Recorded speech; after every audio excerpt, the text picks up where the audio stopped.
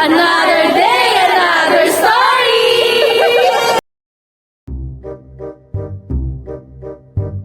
Happy New Year, guys! Alam ko February na at mag-aaraw na naman ng mga puso, pero ngayon ko pa lang kayo mababati ng Happy New Year. Paano kakabalik ko pa lang naman? Anyway, simulan na kagad natin itong vlog na to. Nag-occur siya noong September 14, 2024 at maaga kaming gumising ng mga araw na to dahil kami ay pupunta dito sa Santa Ines Covered Court, Mabalacat, Pampanga. Pero ito lang yung unang destination namin. May pupunta talaga kami mamaya at bago yon para ma-energize kami, meron kaming pa-zumba-zumba dyan. Yan, everyone is kicking off. Dito rin naganap yung orientation namin para sa mga gagawin mamaya. They give us a set of examples and instruction para dun sa activity mamaya. After nun, pumunta na rin kami dito sa school, which is the Santa Ines Integrated School, located at Mabalacat, Pampanga pa din. So, ang gagawin nga namin dito is mag-i-school painting kami. Etong school na to is donated din ng Security Bank. At ang makakasama namin ngayon para mag-school painting is ang mga Security Bank employee din from the Makati Head Office and the Clark Medical City Branch with a total of 90 Security Bank employee volunteers. O, di ba, napakagaling? And this activity is brought to you by Security Bank Foundation with an hashtag Build the School, Build the Nation. Oh, di ba? Tapos mabalik nga tayo dito sa grupo ko. Hinati-hati kasi kami, tapos napay grupo. Tapos contest yan, sino pinakamaganda at pinakapulido na nagpintura sa room. So ginalingan naman masyado nito ni Pat. Pati yung mga pintor na nakaguide sa amin, talagang amaze na amaze. Talagang feeling ko pwede na siyang mag-change career dahil sa paggagaling niya ng pagpipintura niya. Anyway, ito naman si Claire, siya naman yung nag-finishing. Alam mo, natalo lang talaga kami sa high-tech kasi kinailangan namin ng upuan para lang matapos yung mga gilid-gilid na yan, mga sulok-sulok na hindi na kaya ng roller namin.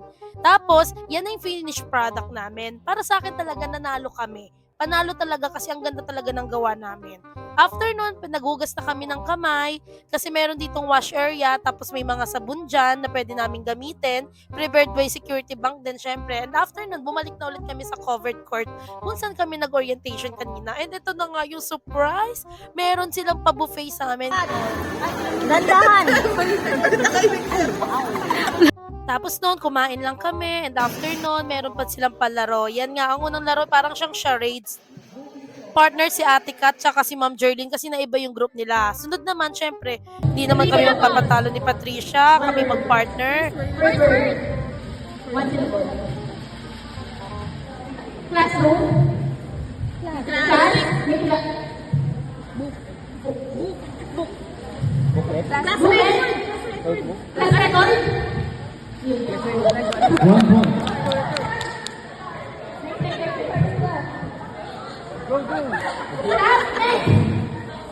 English, Tagalog.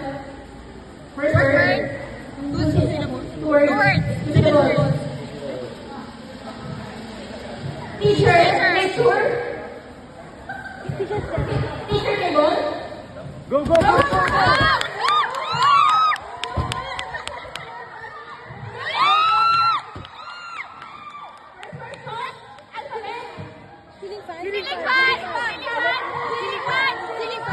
Syempre, di pa rin namin nakuha yon kasi ang tamang sagot, oval fan. O, di ba napakahirap hulaan? Anyway, after nun, may mga pa-promo, pa-raffle, and may rewarding din. Ayan nga, nakakuha kami ng reward. Di ko na matandaan kung ano at saan namin at bakit kami may reward. Anyway, basta kinuha namin at nakapagpalit na rin ako ng damit dyan kasi init na ako.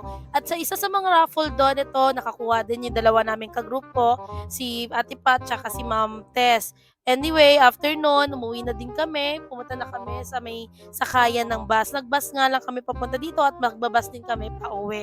Sayang nga lang, hindi namin kasama sa group si Ate Kat tsaka si Ma'am Jerlyn. Kaya hindi rin namin sila kasama sa bus. Si SBC kasi yung nagde-designate kung saan kami sasakay. Tapos ayun, pag-akyat nga namin, nakita namin may video. Kaya nagpaalam kami kung pwede pa kami kumanta. Tapos pumayag si Kuya. Syempre, di na naman tayo magpapatalo dyan. Kanta-kanta.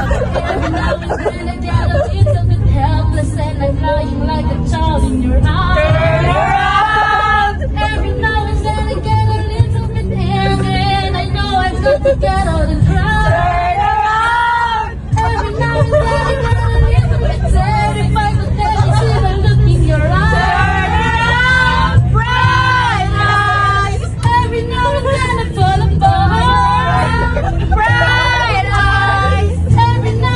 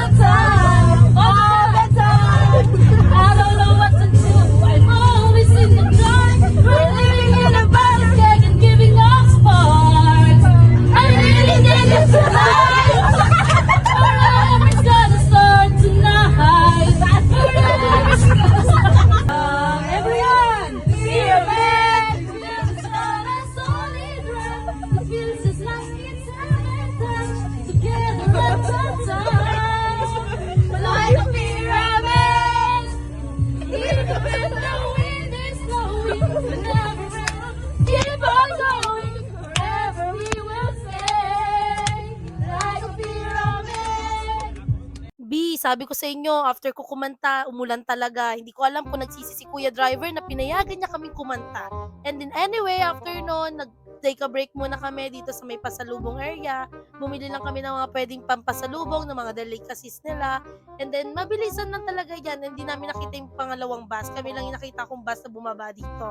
And then after din yan, bumalik na din kami sa sasakyan, humupa na yung ulan, at tumigil na din kami. Kasabay nun yung pagtulog din namin sa buong biyahe hanggang makarating na kami sa office. At ito nga, dumating kaya yata kami sa office ng mga alas 5, tapos tumiretso kami sa may Burger King kasi sabi ko gusto kong tikman yung salted caramel nila. Tapos itong si Pat, yehey, dinonate niya yung napanalunan niya, yung isa sa mga bestseller ng Pampanga. And then, after noon, nagsiuwian na din kami, nag-iwahiwalay na kami. Sobra ko na-miss tong mga babae na to, grabe. Kasi nga, nalipat na ako ng work. I'm hoping and praying na lang din talaga na maulit pa tong ganitong mga moment at bonding namin.